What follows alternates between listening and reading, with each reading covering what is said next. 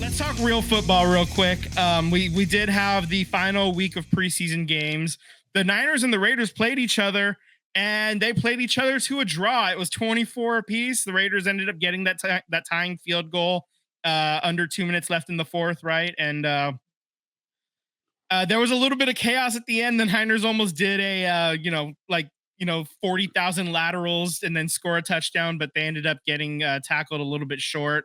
Made it a little interesting, a little chaotic, little please don't get hurt anybody, a little nervous, but it was fine. Whatever. It was kind of a boring game, to be honest, until that part. I mean, until Right. like the very end.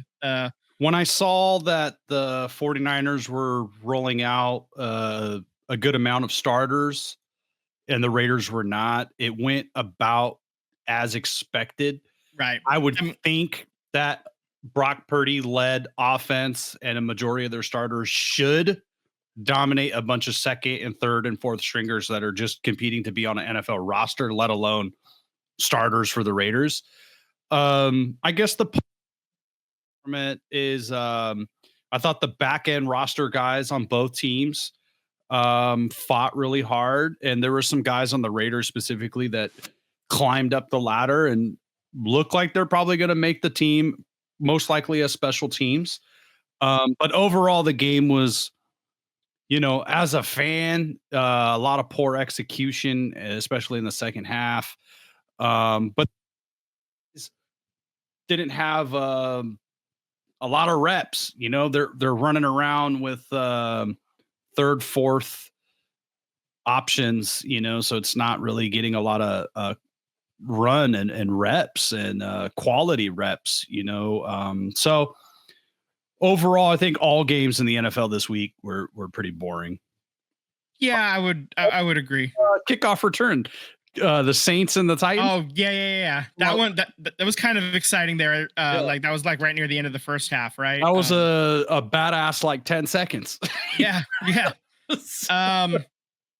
You know what wasn't badass was the Vikings absolutely handing it to Tyler's Eagles 26-3 as well. I didn't see any of that game. I just wanted to get that out loud and take a dig at our buddy who can't be here and can't stop me from talking shit.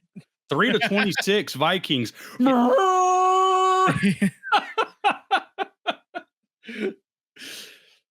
Oh man. Fry Eagles fry? Oh, yeah. Skull baby. That's what that was. Yeah. Oh man. Okay. So just to close on the Raiders real quick. Yeah. They did what I needed, what I hoped, get through the season healthy, preseason healthy, and then now you got next week off, come back week 1, and hopefully the next 2 weeks, you better have those first 15, 20 plays scripted real well because right. You're gonna need to be a well executed team. I think the defense is going to be pretty good offensively. You're not blowing the doors off of anything. So every point you get is needed to win. I don't think you're going to see a lot of 30-12 Raider wins. I think you're seeing like 21-22. I think it's going to be a grindy year. My thoughts on the 49ers is you got to get this Brandon Ayuk situation to bed.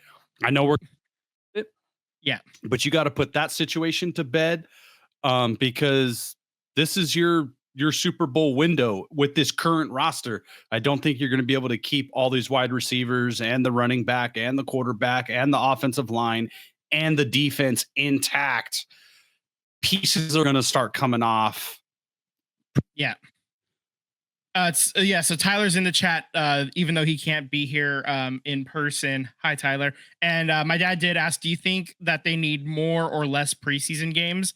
I think what you want is 20 games in total between a combination of regular season and preseason, before you get to playoff games. I think 20 is the right number. And so mathematically, I think right now 3 games is fine. If and when they go to 18, because I said that they were going to do that when they went to 17, when they get to 18 games, I think at that point you have to cut it down to 2 games because 18 regular season games are like 18 plus 2 is not the same as 17 plus 3 or 16 Yeah. plus 4 like it was in the past. I Like, think 18 yeah. game schedule for the regular season is definitely coming, and I think that could happen as soon as like next year or the year after. Mhm. I think that's happening. Yeah, absolutely. Coaches, and I think Kyle Shanahan and some other coaches were talking about this just a few weeks ago, and that they would like to keep 3 to 4 preseason games even if they expand, because not really for the starters, it's for the back end roster guys. Right. And I think if you start getting to 18 games and then you cut down preseason to 2 games, I think you're starting the conversation of like the need for a secondary lesser football league. Like, Right. guys need reps. A Like, minor league type. you've relied on college football being your minor league system for decades, and now you're adding more games, you're adding more playoff games, you're stretching out the season, and you're seeing guys that are coming into the league and they're not prepared, and that's because they're not getting enough reps. It's not because they're bad football players. They're not getting enough coaching. They're not getting enough reps. They're not getting enough time on the field and to practice their craft. Mhm. So I don't know. I don't know what the solution is. I know as a fan, 18 games plus 3 or 4 regular season games and your starting quarterback gets hurt, or your prized edge rusher gets hurt. Mhm. Like, oh crap, there's our window. I don't know the solution, but I think you probably need that third game to evaluate the back end of your roster. But I know it's not a nice round number of 20. Right. No, and I mean, right now we're at a prime number of 17. Like that's an actual, like, prime number, like in math when they teach you in third grade about prime numbers and stuff. Like, that this is not sustainable. This is really weird and I hate it. So Yeah. I can't wait for them to get to 18, just so that way my brain doesn't like start glitching on me thinking about a 17 game Yeah, roster. 17 games does suck. Yeah, Like, it like it the math isn't fun on it either. Like, to get there, like 13-4, no, it's gross, ill. Yeah, like you can't even finish the season at 500. You're yeah, either yeah. one game over or one Mhm. game under. Right, yeah. I mean, unless you are Mike Tomlin and can find a tie in there somewhere. It's Yeah, definitely like Ricky Bobby if you like, yeah. If you ain't first, you ain't. If you ain't first, you're last. Yeah, yeah. yeah, 18, you got to have a 500, Yeah, it just makes sense. You have to absolutely. have it. All right, so let's talk news and notes now. Let's just I'm gonna do the same thing I did the last couple of weeks, the Brandon Ayuk updates. At 11:30 on Tuesday, Kyle Shanahan said zero update, nothing has changed in regards to Brandon Ayuk and Trent Williams contracts.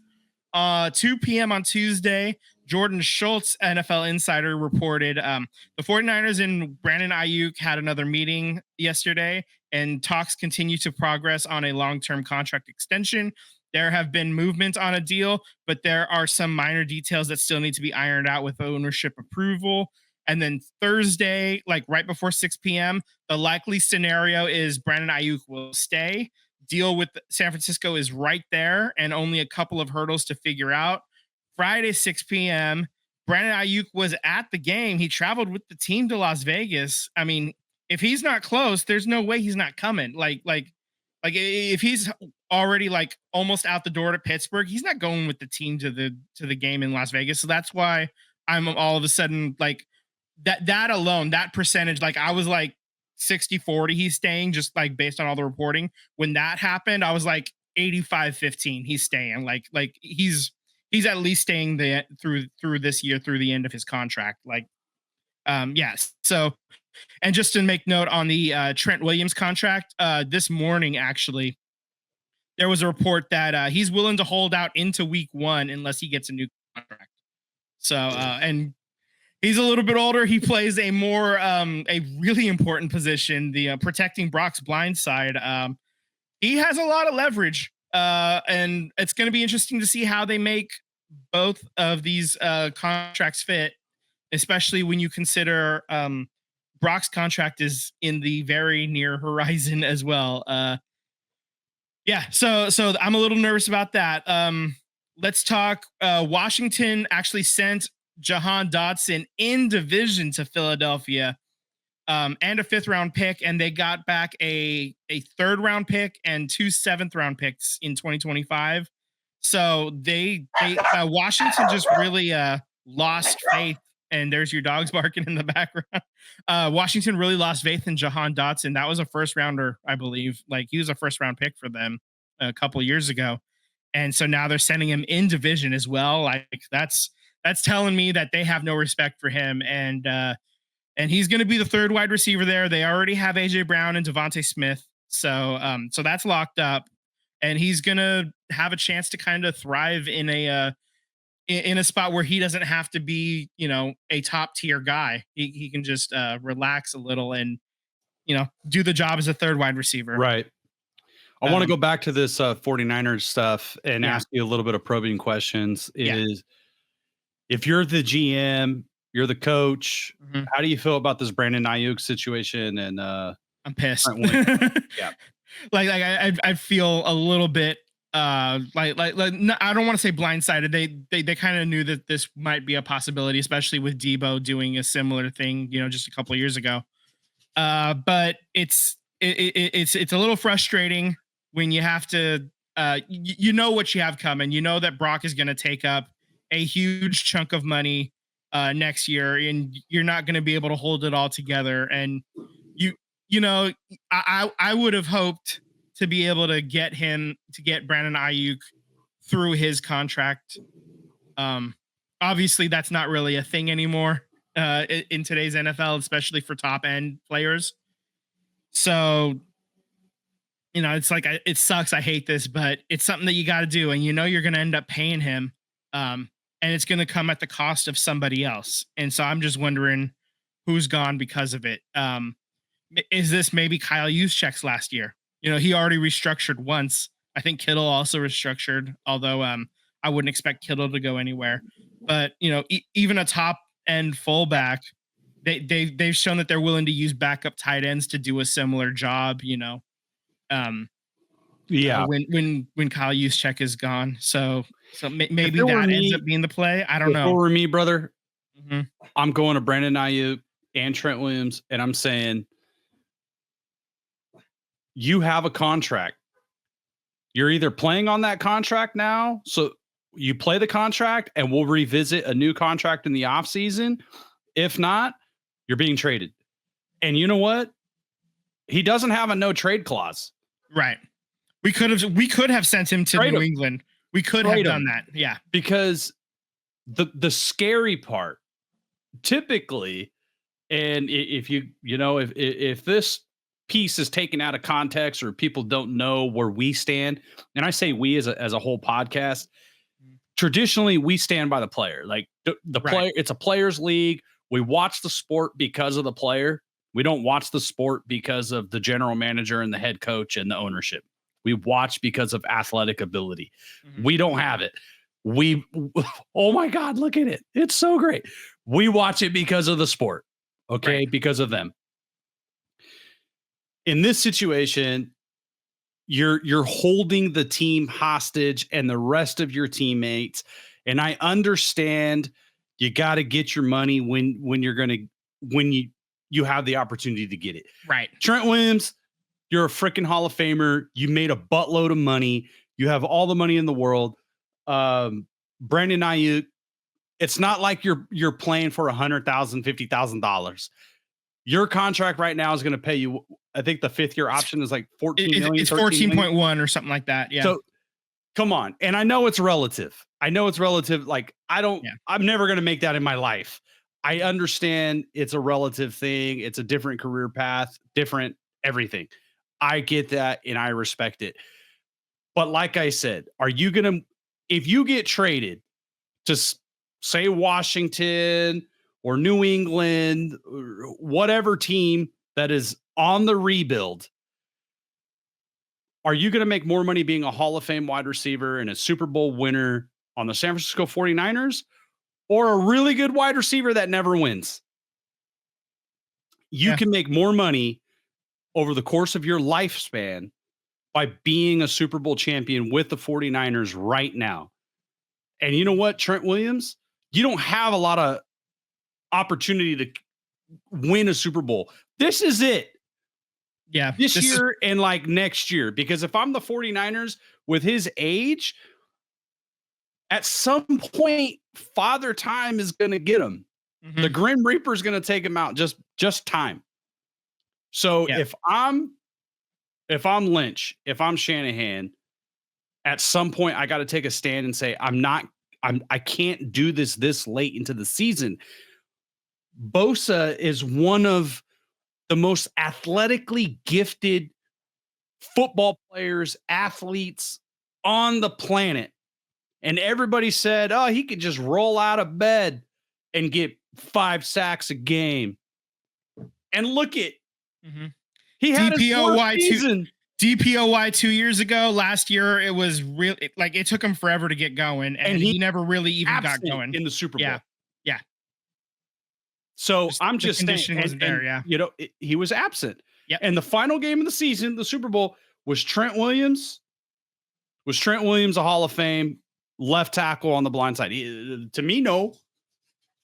You know, so at this point, the 49ers have to take a stand. You're either on the bus or you're off the bus. That's fair. Yeah. Right. So I don't got time for this nonsense. And typically I am 99% on the player side.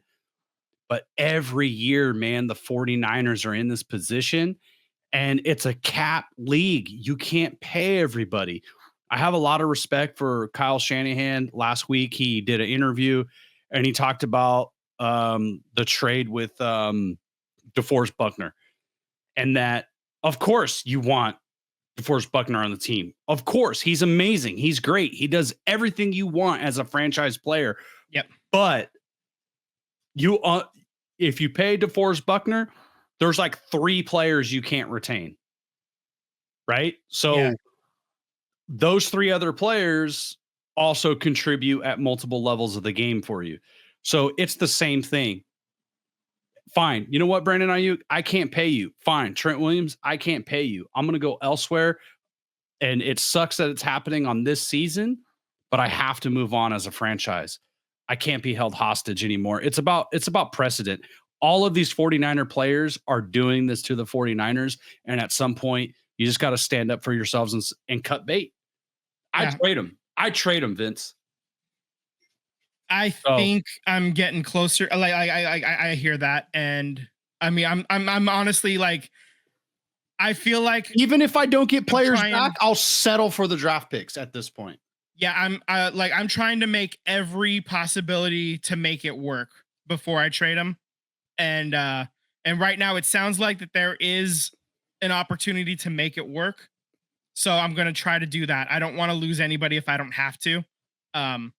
But yeah, it's getting awful close to game time, and that part of it is making me nervous. The Nick Bosa of it all from last year. And hell, even like a couple years ago when Devo did it, like it was midnight tonight at 12:01. You're being sent off to the New England Patriots. That's where I would be.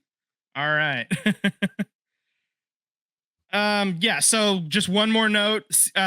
Somebody who finally did get his bag, CeeDee Lamb.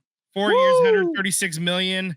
That's a 38 million guaranteed, and he's now the number 2 highest paid non-quarterback player in the league. So good on you, bud. He got his money. Jerry finally caved, I guess. Yeah, Tyler sent us a thing about Jerry thinking that he's the best damn GM ever. Yeah, I was hoping this would make it. I don't see it in our notes. I forgot to put it in there because it came across too late. How dare you forget and be a human being? I know. I was working and everything. Fuck me. Jerry Jones, quick. Jerry Jones. I got the quote. He said, "There's nobody that could fucking come in here and be a better GM." That was in response to somebody asking if he should step down as general manager. Sure, bud. Yeah, okay. Howie Roseman, who is Tyler in the comments. Oh man. Okay. Yeah. So good on you, Yeah. CD. Way to go. Now that's not something that anybody else is going to have to worry about fantasy football wise. You made a safe pick. And speaking of picks, next week, after Labor Day, but before the season starts, when we record our next episode, um, we will have our NFL picks for the season. So we'll get those going. We'll lock them in, and then we will share with the world what we think's going to happen because we're always 100% right. Don't check the tape.